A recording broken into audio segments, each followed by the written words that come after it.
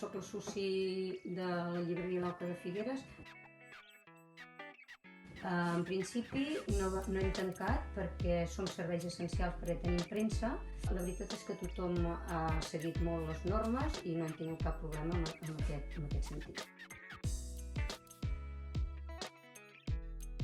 En principi, les ventes de Sant Jordi, el dia 23 d'abril, sí que realment la gent era molt conscient que havia de comprar en el petit comerç i vàrem tenir bastantes ventes. Jo estic molt contenta perquè va arribar un moment que teníem cua de 20 i 23 persones al carrer. I he estat dos mesos i mig treballant jo sola.